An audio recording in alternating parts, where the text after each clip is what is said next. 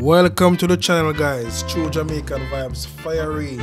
So today, guys, my location is Highway 2000. Yeah, man, big up on yourself. I know a lot of people drive them roads all the while going to the airport. If you're coming from St. Elizabeth side, also Manchester, Clarendon, them place there. Yeah, man, big up on yourself. And I go to Kingston Airport. I don't know, so we always take them road here.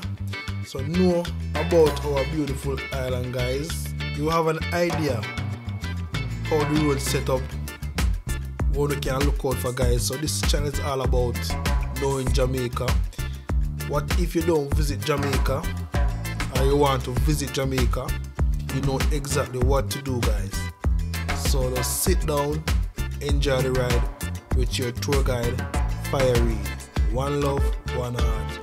Big up yourself, man. Anywhere you watch from, yard or abroad, big up yourself. All the time, you know?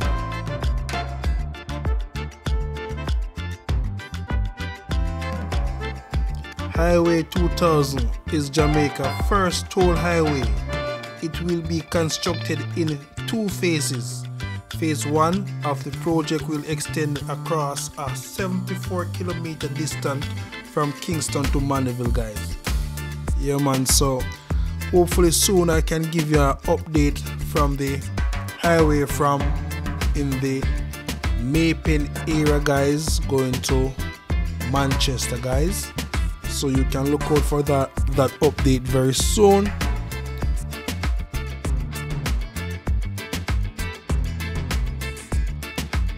So guys, the fee for the toll is for class 1 vehicle, guys, Portmore $340, guys. Spanish Town $240, Vineyard $600, Mapen $190. Class 2 vehicle, Portmore $550, Spanish Town $370, Vineyard $900, Mapen $300. So class 3, guys, Portmore $1,120, Spanish Town $680, Vineyard $1,800, Mapen $570. So you know the class 1 is like a regular car and class 2 is like an SUV, and also the class 3 is like a truck.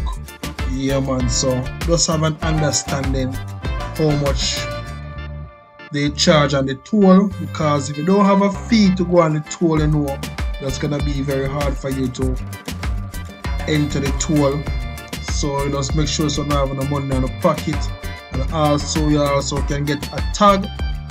You know, if you just want to just drive through, just try to get a tag pass, so you can go through the toll, just drive through the toll tag. Yeah, man, so just know about Jamaica.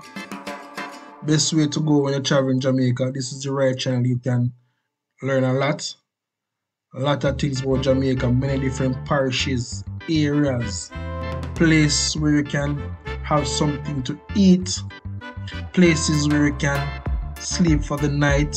What if you're in an area, anything can happen. The car can break down and you need some assistance. I need some comfortable place where you can just think about things that are gonna happen, but very comfortable for you and the family, guys. So this is the channel you're on. So thank you again for stopping by.